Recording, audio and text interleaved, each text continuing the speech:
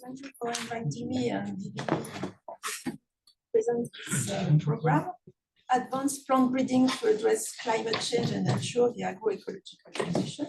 So this program is a so-called priority research program and equipment. So I will just tell you a little bit more about what it is exactly in a few words.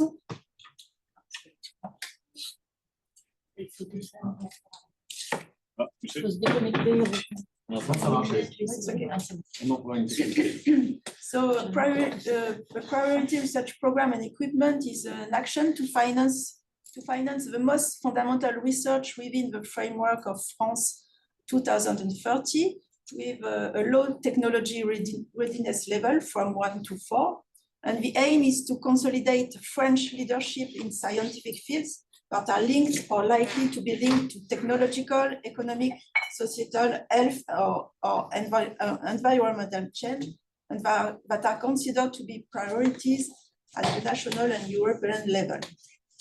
So actually our program, PPR, Advanced Plant Breeding, or SVA in French, it belongs to a wider national strategy for advancement of innovation, which is called Sustainable Agricultural Systems and Agricultural Equipment Contributing to the Ecological Transition. So the program was constructed based on an engagement letter that was sent to INRAE in 2022, and Isabelle Vitrico was in charge of the construction of the program. At that time, she was the head of the plant biology and breeding division at INRAE. She gathered a task force for writing the framework document. She collected call for ideas from laboratories at the national level. She has also regular exchanges with partner institutions, ministries, stakeholders, and at the end, she had a final version that was examined by an international scientific committee, validated, and finally the program was launched at the end of 2023. So what are the context and issues about this program? So in the context of climate change and the need for agroecological transition for our agriculture, we need to stabilize the crop production and provide ecosystem services in order to have sustainability of the system. And for that, we have to adapt our agroecosystems. This can be done by developing new farming practices, but also by providing new varieties that are more adapted to face climate change and more adapted to the agroecological transition. So for that, plant breeding is of course a cornerstone in this transformation, as it can provide innovative and adapted plant material by following new breeding objectives, new traits, and also new species for the agroecological transition. To do that, we want to exploit available knowledge and methodologies that we have accumulated for the last decades. Like now we have availability of a lot of genome sequences. We have some knowledge about function of genes and their variants. We also can rely on phenotypic data. And of course, we can also rely on genome editing technologies. So genome editing has appeared as a disruptive technology and can be really a game changer for plant breeding. It can combine traits of interest in a targeted and rapid way. It can also broaden the range of possibilities by creating diversity and combine traits that can sometimes not be combined easily by classical selection method. And it can also breed new species faster. So the focus of the APB program was to use and to evaluate the potential of genome editing in complement of conventional selection tools in order to offer competitive solutions to the various stakeholders in the face of climate change and the agroecological transition. Here on this scheme, you have 13 principles of agroecology. And for example, genome editing can help to increase biodiversity, to help to reduce input, and also to increase soil health. This has also to be considered in the actual debate at the European Commission about the revision of the status of edited plants. So just a few words about genome editing. It is based mainly on the action of nuclease that can make a specific double-strand break at target sites, because it is guided by an RNA guide. And when this double-strand break is made, it is repaired by the cellular machinery, and it can make mistakes. And in this case, you can have a frameshift mutant. The nuclease can also be associated to other enzymes, like deaminase or reverse transcriptase. And in this case, you can really rewrite at the basis level, or even you can rewrite a short part of a sequence DNA. So you can really change what you want in the gene you want to target.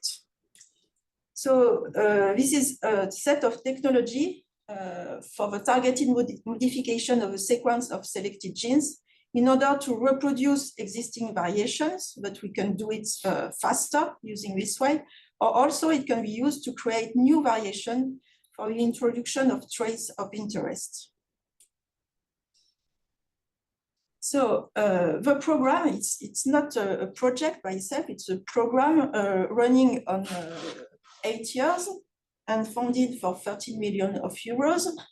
So it is dedicated for the funding of French public laboratories and certain technical institutes.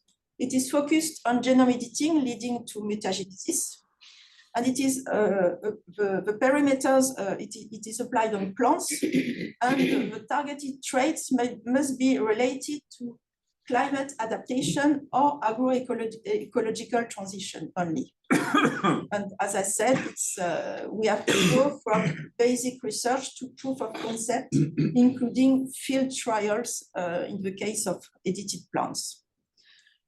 The aim is, of course, to stimulate and structure a research community around genome editing in France.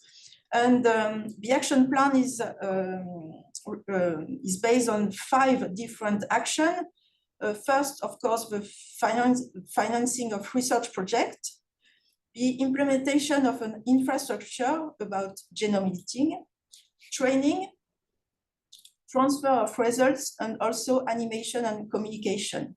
So now I will illustrate part of these different actions, and I will mostly focus on research and infrastructure.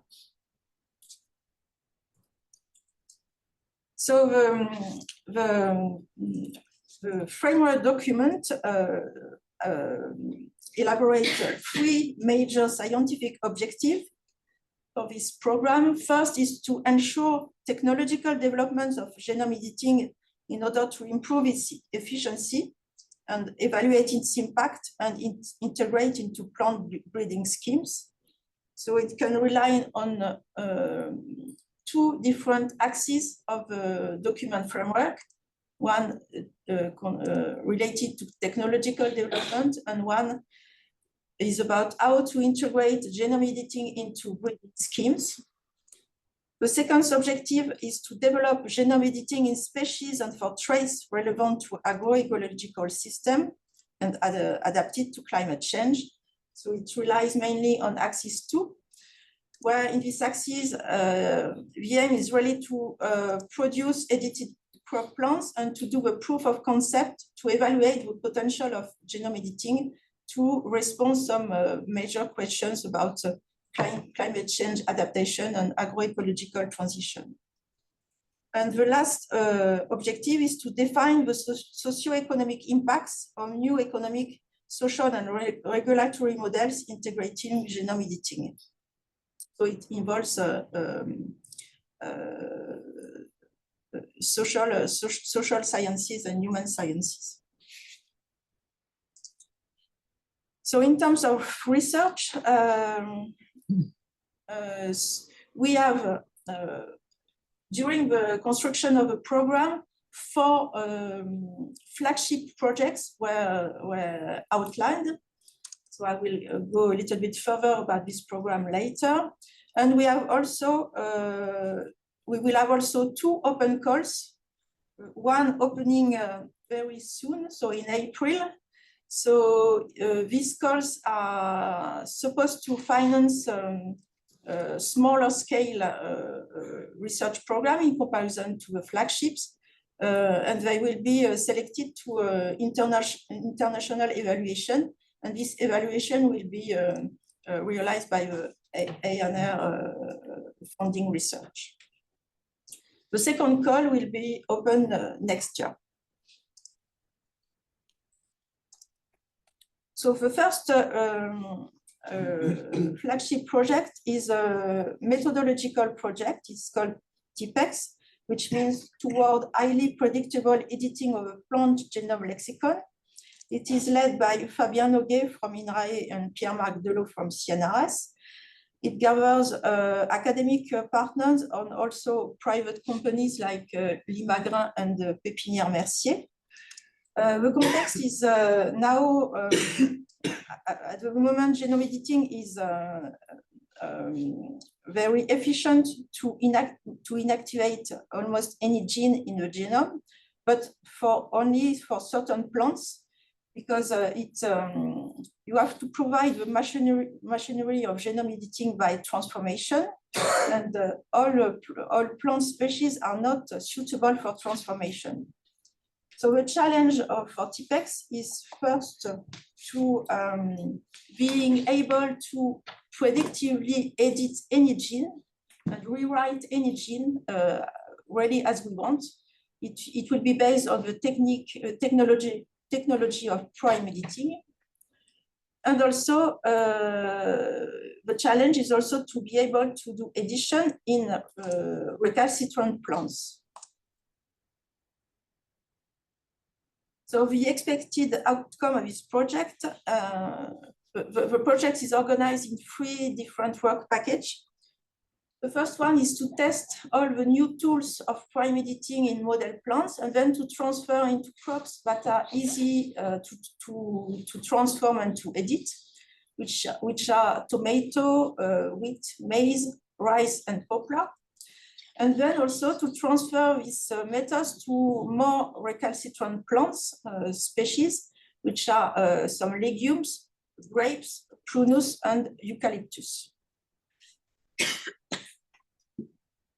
The second flagship project is named DEJARDIN, for promoting agrobiodiversity through genome editing.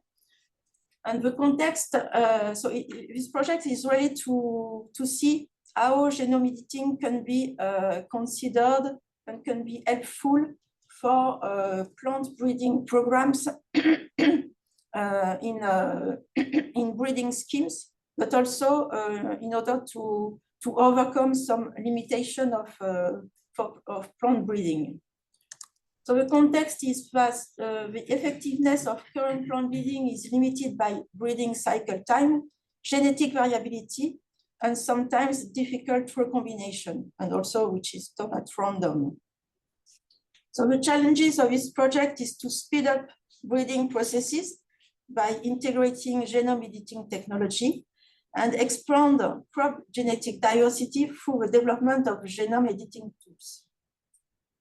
And the objective is to integrate genome editing into breeding scheme, and to also setting up tools to expand the genetic diversity available for breeding, and at the meantime to evaluate the socio-economic impact of genome editing on stakeholders.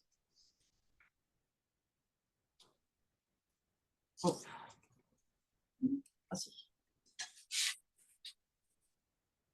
Okay. So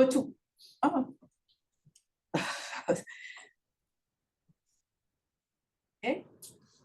So to go a little bit more in details, the first objective, so it's based on simulation and also on experimental evaluation on how to integrate genome editing, at what stage in the breeding selection process. Is it early? Is it more interesting to use it early in the breeding scheme or later in the breeding scheme? So it's based on simulation and experimentation. And also in order to overcome some limitation, it is evaluate how to use genome editing to modify recombination, to overcome reproductive barriers, and also to use it for haploid induction. And there is also a work package dedicated to human and social sciences to analyze the practices and strategy of actors involved in genome editing research and development. So the first two flagship projects were actually constructed really very early, and they started at the beginning of the program. And the second last projects, they started, the first this one garden started this year, and the second one is still under construction. Because in this project, the aim is to study innovative agroecological system, and it is they are based on co-construction with farmers and technological institute, and it takes time to construct this kind of project. So the first one is led by Fabienne Micheli from CIRAD and Marc Chamichian. It is the agroecological system considered is vegetable orchard. So it's a kind of underexplored system, but with a lot of potential in terms of agroecological transition and resilience to climate change, because there are a diversity of production. The production are local with low inputs. It can also help to mitigate climate variation. And the objectives of the project is the co-design of innovation evaluation and identification of idiotypes relevant to the efficiency of the orchard garden system. At the same time, there will be the development of genome editing methods for target traits and species, like for citrus, apple, and banana, for example, for perennial species. And there will also the co-design, planting, evaluation of orchard garden system with and without edit plants, so to go until the proof of concept. The last flagship project is Dialogue. So it's the same kind of project, except that it is applying this time on another agroecological system, which are annual crops. It is under construction and led by Jean-Denis Faure and Alexandra Julien. Jean-Denis is in the room, so he may answer your questions. The objective is to define and implement assessment regimes for varieties obtained by gene editing and by other means with regard to the provision of ecosystem services in agroecological system. So the project is under co-construction and is expected to start next year. The co-construction is made with academic partners and stakeholders. And also among academic partners, you may imagine that you have also to mobilize a lot of different disciplines, from genetics, agronomes, ecophysiologists, and also social science. The system study will be a low input cultivation system. Genome editing hopefully is mastered and available for target species. And in this project, the aim is to compare genome editing with breeding alternatives using natural diversity, recombinant lines, and variety mixing. The expected outcome is to product academic and technical knowledge on this innovative agroecological system and the services they provide. There will be also field evaluation of co-designed innovative plant material and proof of concept of this system for the provision of different ecosystem services. Another important action of a program is the development of a national distributed infrastructure. It is based on the fact that there is a high level of expertise in genome editing at the French national level, but it is fragmented at the national level. And actually, on this map, you can see 24 units that are are involved in genome editing. So the idea was to not to construct a big infrastructure and to put everybody in the same place, but to connect all these laboratories and to have a more efficient way of working all together. So these 24 units are brought together, and the aim is, of course, to be more active at the forefront of genome editing development, to have also to have an increased visibility at the national, but also at the international level. The funding will be with 3 waves of project to construct this infrastructure, and it is already organized in different modules. One concerns labs that are mostly involved in the development of CRISPR technology. Some laboratories are more involved in the evolution of edited plants and in the production and the evaluation in greenhouse, but also in the field. I have to say that some part of the money dedicated to infrastructure will be able to finance field trial of edited plants. And one part concern also animation, communication, and dissemination.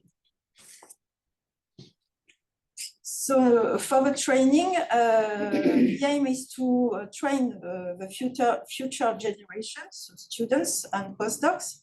We have quite a lot of postdoc and doc grants that will be financed in association to research projects.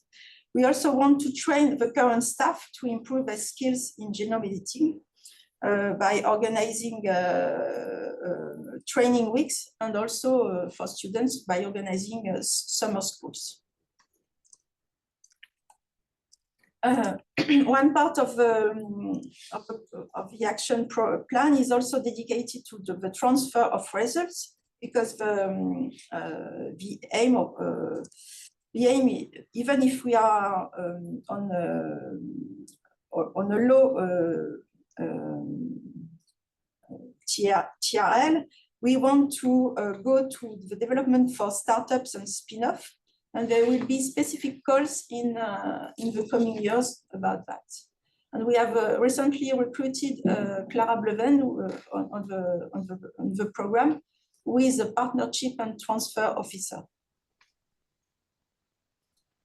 In terms of communication, so I will go a little bit fast for this part.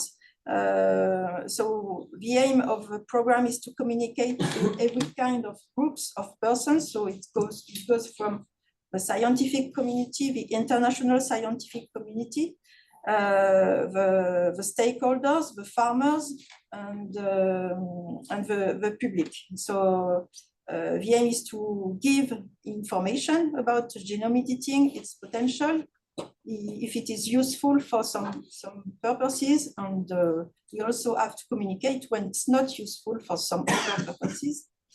We want also to encourage exchange with stakeholders by organizing meetings to explain what we are doing, what kind of results we can obtain, and how they can also influence the scientific program by exposing their own concerns about genome editing. And also we want to be seen at as a reference on the basis of scientific knowledge about genome editing to inform public policy on issues related to genome editing. So here's there are 2 examples of communication, one dedicated to the scientific community, an organization of the 1CG initiative, So it was the gathering of representatives of the PEPR and the CGIAR communities. And also one action of communication on a stand organizing by ANR, where we explain plant breeding with focus on genome editing for the public. So maybe I can skip that,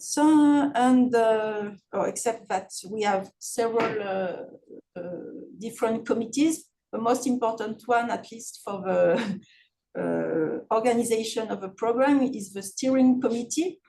So Isabelle Etrico was the director of the PEPR at the beginning, but she decided to resign because now she is a scientific director at INRAE for agriculture. She didn't have enough time for that. So she asked me to do this. So I tried to do my best to replace her. We have a program manager, Ines Tulsi, who is completely dedicated to the program. And we have a leader axis, which are experts in their fields. So I see that Laurent Laplace is in the room. And Pierre Ilson, who is also participating a lot in the workshop, is actually the leader of the infrastructure. So the role of the program is to implement the operational strategy and adapt it if necessary, and monitoring the various actions and projects, and do the reporting for the ANR. So in conclusion, the expected outcomes of the program is, of course, to stimulate and structure a multidisciplinary research community around genome editing, to have at the end new young scientists and staff trained in and educated about genome editing.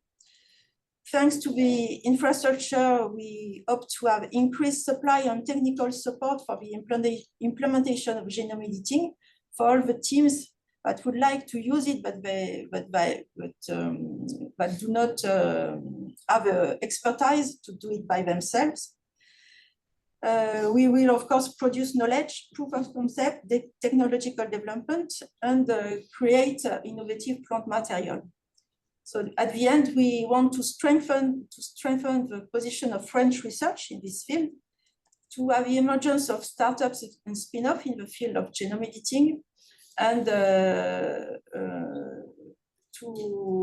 if it appears to be of interest, we want also to see potential use of genome editing by breeders and seed companies. And at the end, to educate society about genome editing and its application and limits. Thank you.